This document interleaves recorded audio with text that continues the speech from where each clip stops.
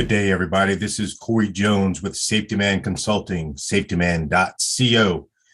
Reading the news the other day, there was an article in the paper where there was a young lady operating her motor vehicle. There was a simulated motor vehicle crash. Someone rear-ended her. She got out. They got out to exchange information. He kidnapped and assaulted her.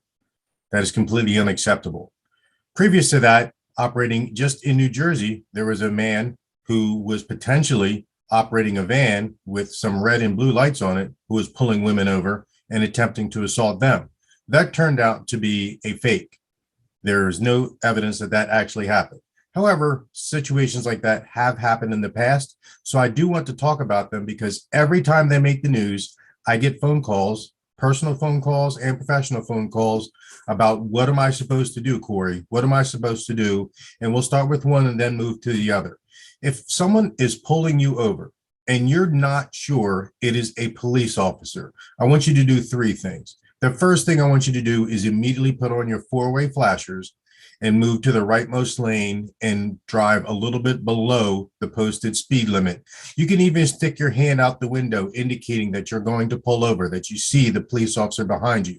What that will do is that will give you that little bit of latitude to say that, hey, I'm going to comply, but right now I'm a little nervous. I'm not fleeing you. This isn't a pursuit. I'm not a bad guy. I'm not a bad girl. I'm just not comfortable pulling over right here, especially in this potentially secluded area.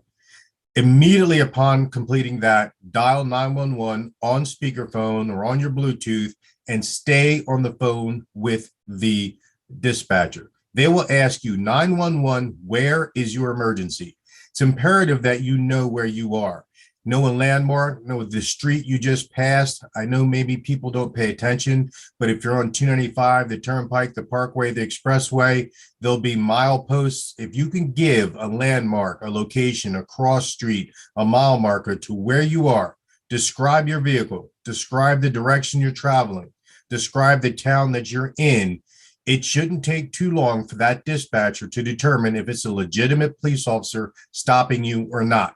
And let me tell you this, having been a police officer for 27 years, if we hear a call that there's a police impersonator attempting to stop a young lady in a jurisdiction even remotely near ours, we are going, lights and sirens. That is an unacceptable type of a situation, and we will go and we will protect you. What that dispatch will be able to do is determine within a few minutes if that's a legitimate police officer. Stay on the phone with the dispatcher. Let the officer make his or her approach. Roll your window down just enough so you can hear. Keep your car in drive and your foot on the brake and determine and use your gut senses, your spidey senses, your sixth sense, whatever you want to call it, to determine if that officer is legitimate. Look to see a uniform, ask for an identification, have the officer show you his or her badge. If anything feels unsafe, tell that to the dispatcher. Say, listen, I'm leaving. I'm going to a well-lit area. I'm not evading this motor vehicle stop. I'll answer to for whatever you said I did wrong, but protect yourself. Trust your gut. 99 times out of 100 is going to be a legitimate police officer. But for that one time that you feel uncomfortable, you are within your rights. If you do those things I told you, turn on your four-way hazard lights. Stick your hand out the window. Tell them, I intend to stop. I see you. Drive to a well-lit area. Call 911. Stay on the phone with 911. Give them your location and determine if it's a legitimate stop. Now, let's move on to that second location where there is a staged motor vehicle crash. If you feel that that is staged or fake, stay in your car. Lock your doors. Keep your windows up. Call 911 immediately. Describe your location. Describe the vehicle description of you and the description of the car that you were involved in. Describe the physical location if anybody's getting out of their car. You know the difference between someone who's legitimately in a motor vehicle crash and someone who's trying to scam you or hurt you. They're going to be concerned, upset, looking at their damage on their car, the damage on your car, probably on their phone. They may be holding their documents in their hand, looking to exchange them from you. I recommend that police respond to every accident that you're involved in anyway for documentation purposes and to protect you legally down the road. so no one can say that it was your fault when it was in fact their fault. Have that police report taken. I get calls all the time about people who got into an accident, left the scene. 2 days later, they get a ticket or some information in the mail that they don't like, and now look for ways to try to fix it. Call 911 immediately, know where you are, give them a cross street, give them a landmark like a firehouse, a Wawa, Dunkin' Donuts, always a great landmark. The cops know where they all are located. Okay. If that all those things aren't working and these people are really being aggressive, then we want to look into what is your safety plan? What are you willing to do to protect your life? I've already told you to lock your doors and keep your windows up. So you're in your car, you're safe in your cocoon. Your vehicle's in drive. Your foot is on the brake. You've already determined where you can escape in a determined but safe manner.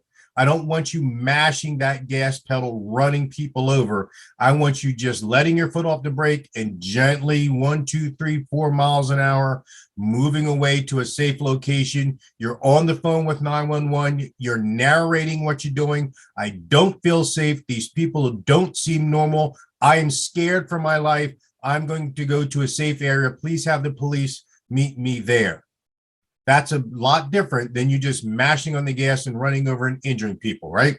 So I want you to be safe. I want you to have a plan. I want you to think about this. This isn't something that you're going to do every time. This is probably, hopefully, something you'll never have to use any day in your life. So escape is an option. And as always, trust your gut in these types of situations. Okay, that part of your body is deep inside your brain that tells you when your fight or flight senses are supposed to kick in, and that's been there for eons as we've evolved into the human beings that we are today. And we have to trust that if something seems wrong, something feels wrong, there's a good chance that it may be wrong. Lock your doors, stay in your vehicle, call 911, make a plan, determine how you're going to escape, and make that escape safely but determined. Stay on the phone with 911. Finally, I want to talk about improvised and actual weapons, okay? If you look at my podcast before, you saw we talked about a safety pen, okay? This is a safety pen or a tactical pen, okay? This is made out of solid aircraft aluminum, okay? This one has, what's pretty cool, it has a flashlight on the end of it, and it also has a strobe on the end of it. So you can disable somebody or maybe even distract somebody. If you were to hold it like this and rake at somebody's eyes, their throat, their groin, we could definitely cause enough pain and discomfort to maybe cause you to be able to get away or attack in a different direction. This is TSA approved. I've flown all over the world with this, okay? It screws apart, you put it back together, and it is now a pen. So just a little tip, when you put it through the little TSA bucket, make it into a pen, nobody will look twice at it, okay? If you want to step it up a notch, then we have a taser here. This is a civilian model taser Pulse Plus. This one is unloaded, so I don't want to shoot holes in my office, okay? When we turn it on, we'll see that there is a laser sight. We see that laser sight right there, and there is an LED flashlight. You should be able to see the laser sight now on me with that. So that's where the probes are going to go. This device will shoot 15 feet, 2 probes. Its goal is to disable a bad guy, to cause neuromuscular incapacitation, which is muscular impairment, which is basically to make the bad guy fall down. We've all seen these used on TV. It's the same company and the same technology that law enforcement uses. It's called the Taser Pulse Plus. This Bluetooth attaches to your telephone. So when you activate this, if I turn this on and I had probes in it and I activated it, if I touch somebody with it, it will be a stun gun. If I launch the probes and the probes make contact with somebody, it will then be a taser. It will incapacitate them. As soon as that happens, it's going to send a signal through your phone, through an app called Noonlight, and it's going to send first responders to your GPS location of your phone to determine if you need help. They will automatically send them. There's a 4-digit code that only you know that you can punch in your phone if you did it by accident. So this is a taser. I'm a certified instructor in them. It comes with 2 cartridges, okay? Each cartridge will shoot 15 feet, point blank range to 15 feet away, okay? And our goal is to split the belt line to get a probe high and a probe low. But regardless of where you are in that fight, I want to get two probes in that bad guy. If you have to tase him in the face in a life or death situation, do what you have to do to save your life or the life of a third party in your group. Okay, so to quickly review, make a plan.